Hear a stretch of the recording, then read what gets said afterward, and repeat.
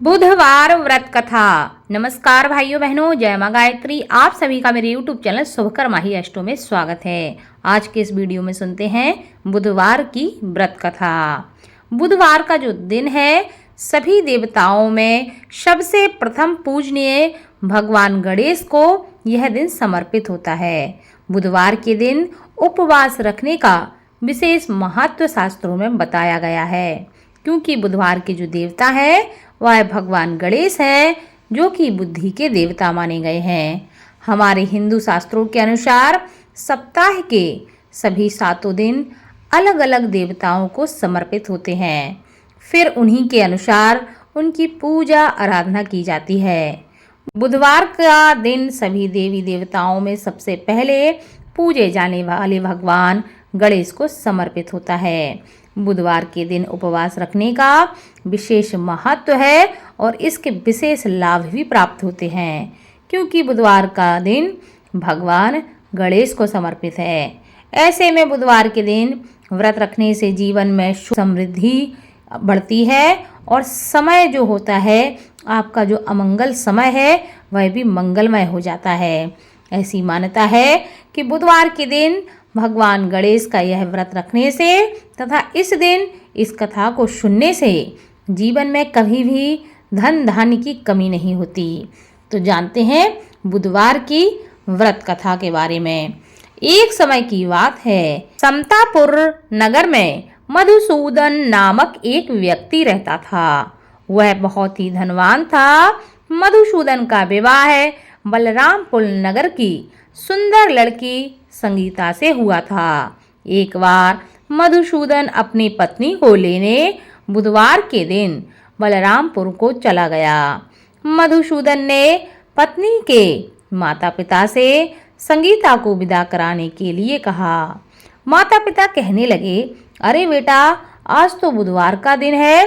बुधवार को कभी भी पुत्री को मायके से विदा नहीं किया जाता और बुधवार को किसी भी शुभ कार्य के लिए यात्रा नहीं करते।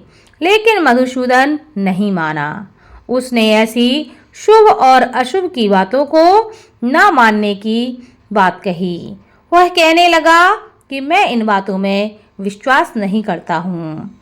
माता पिता से आज्ञा लेकर दोनों पति पत्नी ने बैलगाड़ी से यात्रा प्रारंभ कर दी। 2 कोस की यात्रा के बाद उनकी गाड़ी का एक पहिया टूट गया। वहां से दोनों ने पैदल ही यात्रा प्रारंभ की। रास्ते में संगीता को प्यास लगी। मधुसूदन उसे एक पेड़ के नीचे बैठाकर जल लेने के लिए चला गया। उसने कहा, मैं थोड़ी देर में वापस आऊंगा। तुम इसी पेड़ के नीचे मेरा इंतजार करना, यहाँ वहाँ कहीं मत जाना। थोड़ी देर बाद जब मधुसूदन कहीं से जल लेकर वापस आया तो वह बुरी तरह हैरान हो उठा, क्योंकि उसकी पत्नी के पास उसी की शक्ल का एक व्यक्ति बैठा हुआ था। संगीता भी मधुसूदन को देखकर हैरान हो गई। वह दोनों में कोई अंतर ही नहीं कर पा रही थी। वह समझ ही नहीं पा रही थी कि इन दोनों में से मेरा पति कौन है। मधुसूदन ने उस व्यक्ति से पूछा, तुम कौन हो और मेरी पत्नी के पास क्यों बैठे हो? मधुसूदन की बात सुनकर उस व्यक्ति ने कहा, अरे भाई, यह मेरी पत्नी संगीता है। मैं अपनी पत्नी को ससुराल से विदा करा कर लाया हूँ। लेकिन तुम कौन हो जो मुझसे ऐसा प्रश्न कर रहे हो? मधुसूदन ने कहा, तुम जरूर कोई चोर या ठग हो। यह मेरी पत्नी संगीता है। मैं इसे पेड़ के नीचे बिठाकर जल लेने चला गया था। इस पर उस व्यक्ति ने कहा, अरे भाई, तुम तो झूठ बोल रहे हो। संगीता को प्यास लगने पर जल लेने मैं गया था। मैंने तो जल लाकर अपनी पत्नी को पिला भी दिया है। अब तुम चुपचाप यहाँ से चलते बनो, नहीं तो किसी सिपाही को बुलवाकर मैं तुम्हें पकड़वा दूंगा। दोनों एक दूसरे से लड़ने लगे। उन्हें लड़ते देख बहुत से लोग वहां इकट्ठे हो गए। नगर के कुछ सिपाही भी वहां आ गए। सिपाही उन दोनों को पकड़कर राजा के पास ले गए। सारी कहानी सुनकर राजा भी कोई निर्णय नहीं कर पाए। संगीता भी उन दोनों में से अपने वास्तविक पति को नहीं पहचान पा रही थी। राजा ने दोनों को कारागार में डालने का आदेश दे दिया। राजा के फैसले पर असली मधुसूदन भयभीत हो उठा।